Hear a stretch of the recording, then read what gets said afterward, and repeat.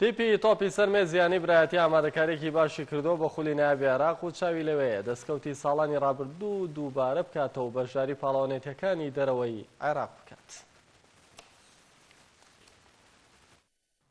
تیپی تۆپی سەرمێزیانەی برایەتی ماوەی زیاتر لە 2 مانگە دەستی بە مەشق و ڕاهێنان کردووە وەک ئامادەکاری بۆ یاریەکانی خولی نایابی عێراق کەوا بڕیارە ڕۆژی پێنجشەممە یاریەکانی دەست پێ بکات.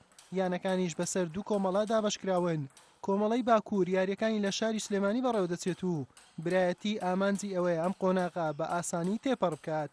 ئامانجمان کو چەند ساڵێت کە ئامانجمان بەدەستێنانی پلەکانی پێشەوەیە بۆ ئەوەی وەکو و چەندان ساڵێتتر بەشداری بکەین لە خولی یانە پاڵەوانەکانی عەرەبکەوا بڕیارە ئەمساڵ لە وڵاتی لوبنان بەڕێوە بچی و پارساڵێژ وەکو خۆتان ئاگادار بن ئێمە توانیمان لە کۆی هەژدەیانەی وڵاتانی عەرەبی پلەی شەشەم بەدەستبێنین. ئامادەکاریی باشمان کردیە وەکو خۆمان ئیتر تۆفیقیش دەدەست خوای دەبێتن و ئینشاڵڵا لەو پێنجتی پێ دەبین کەوا سەر دەکەین بۆ نەخۆی عێراق. تیپی تۆپی سەرمێزیانەی برایەتی لە نێو کەمپێکی ناوەخۆیی مەشق و ڕاهێنانی چڕدایە پاڵپشت بە ڕاهێنەرێکی بە ئەزمون و یاریزانی بەتوانە چاوی لە ئەنجامی باشە.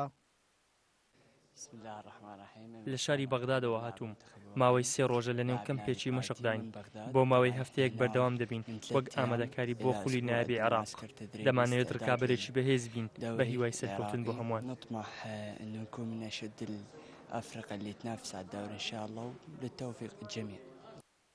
یانەی برایەتی جارێک بووە تا پاڵەوانی کوردستان و باشترین ئەنجامیشی لەسەر ئاستی عێراق بلەی دووەمە و 4 جاریش بەشداری پاڵەوانێتی یانە پاڵەوانەکانی عەرەبی کردووە و 2 جار پلەی شەشەمی خولەکەی بەدەستهێناوە. هەر بۆیە ئامانجی یانەی برایەتی بەدەستهێنانی پلەکانی پێشەوەی خولی نایابی عێراقا تاوەکو بەشداری یاریەکانی دەرەوە بکات. حوسێن محەممەد کەناڵی ئاسمانی پێیام هەولێر.